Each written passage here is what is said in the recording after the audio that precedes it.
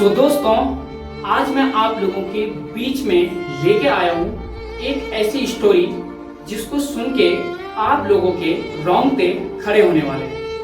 दोस्तों, मैं आज बात करने जा रहा हूँ जो अभी हाल ही में 11 नवंबर सोमवार के दिन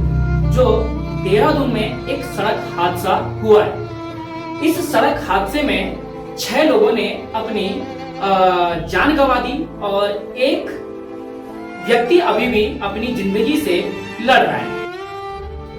दोस्तों, जैसे कि आप सभी लोग अच्छे से जानते हो कि सभी सोशल मीडिया प्लेटफॉर्म पे अभी जो ये न्यूज है काफी ट्रेंडिंग में चल रही है या काफी इस न्यूज के बारे में बताया जा रहा है। दोस्तों, आज मैं यहाँ पे आप लोगों को बताता हूँ कि एक्चुअल में क्या ऐसी सिचुएशंस बनी कि इतना दर्दनाक हादसा देहरादून जैसी एक जो हमारा उत्तराखंड का एक राजधानी जिसको हम कहते हैं वहां पे हमें देखने को मिलती है। दोस्तों, इसमें एक कार जो होती है वो एक कंटेनर से टकरा जाती है और कंटेनर से टकराने के बाद 6 लोगों की मौके पे मौत हो जाती है और एक व्यक्ति अभी भी अपनी जिंदगी से हॉस्पिटल में लड़ रहा है। लेकिन दोस्तों, मैं आप लोगों को बताना चाह रहा हूं कि इस दर्दनाक हादसे से हमें क्या चीज सीखने को मिलती है। तो मैं आप लोगों को सबसे पहले बताता हूं कि इन 7 लोगों के बीच में एक युवती यानी कि एक लड़की जिसका नाम था कामाक्षी, ठीक है, और ये कामाक्षी नाम की जो लड़की है, यह लड़की जहां तक अभी तक सुनने में आया है कि इस लड़की ने या इस लड़की के थ्रू घर पे बताया गया था कि पिताजी आप सो जाओ और मैं भी सोने जा रही हूँ। लेकिन देर रात यह लड़की अपने दोस्तों के साथ पार्टी करने के लिए चली जाती है और सुबह जब इसके पापा के पास कॉल आता है तो इसके पापा को बताया जाता है कि आपकी बेटी अब इस दुनिया में नहीं रही। दोस्तों, मेरा कहने का मतलब क्या है कि जो इसके पापा हैं दोस्तों, वो एक अधिवक्ता हैं और इनके एक ही बेटी है यानी कि इनकी एक ही संतान है और इनका जितना भी सहारा था वो इसी लड़की को लेके था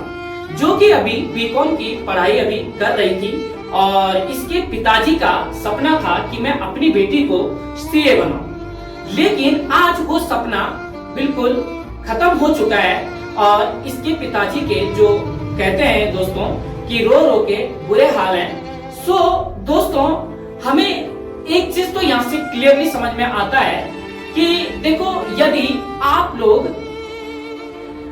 बेवजह और गलत इंटेंशन के साथ कोई सा भी काम करते हो तो उसका जो परिमाण होता है या उसका जो रिजल्ट आप लोगों को मिलता है वो गलत तरीके से ही आपको प्राप्त होता है। दोस्तों, आज इस लड़की की मौत हो चुकी है लेकिन इसके घर में जो मातम छाया हुआ है, जो स्थिति इसके घर में बनी हुई है, क्या हम लोगों में से कोई इस कंडीशंस को जानता है? बिल्कुल भी नहीं जानता है और ना ही इस लड़की ने कभी ऐसा सोचा होगा। या फिर जो और लोगों की जो डेथ हुई है उसमें उनके घर में आज क्या स्थिति बनी हुई होगी,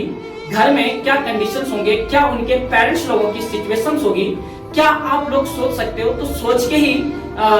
डर लगना स्टार्ट हो जाता है। दोस्तों, मेरा कहने का मतलब यह है कि आप लोग भी कुछ ऐसा काम ना करो, ठीक है, कि आप लोगों को कल के दिन आपको पछताना पड़े। और देखो, मैं आप लोगों को बताना चाह रहा हूँ दोस्तों कि देखो, आपको ऐसा लगता है कि आपको कोई नहीं देख रहा है और आप अपनी लाइफ में जो कर रहे हो वो बिल्कुल सही है, भले वो काम आप गलत तरीके से कर रहे हो, गलत इंटेंशन के साथ कर रहे हो, लेकिन मैं आप लोगों को बता दूं दोस्तों कि आप वहां पर उस चीज का बीज बो के आ चुके हो। अब आपको पता नहीं है कि जब ये चीज उगेगी तो किस प्रकार से इसका विस्फोट होगा या क्या इसका रिजल्ट आएगा, क्या इसका परिमाण आएगा, हमको कोई आइडिया नहीं होता है। जैसा कि इस युवती के साथ हुआ है, जैसा कि इस लड़की के साथ हुआ है, इस लड़की ने कभी भी अपने जीवन में ऐसा नहीं सोचा होगा कि इसके साथ इस प्रकार की घटना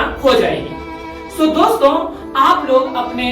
पेरेंट्स लोगों की बात को समझने का प्रयास कीजिए। आप लोग उन लोगों की बातों को समझने का प्रयास कीजिए जो आपको कन्विंस कर रहे हैं, जो आप लोगों को मोटिवेट कर रहे हैं, जो आप लोगों को बता रहे हैं कि कहां पे चीजें गलत हैं, कहां पे चीजें सही हैं। प्लीज आप उन लोगों की बात को समझने का प्रयास कीजिए।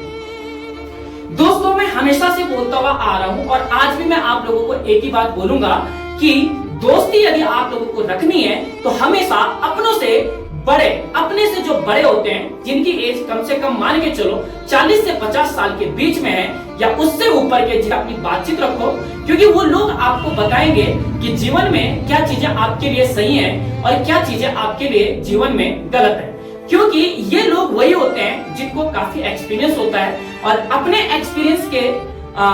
बदौलत ही ये दूसरे व्यक्ति को समझाने का प्रयास करते हैं। लेकिन हम वो इंसान हैं कि हम उस टाइम पे समझने का प्रयास करते नहीं हैं, क्योंकि दोस्तों हमेशा इंसान तब चीजों को समझता है जब उसके साथ वो चीजें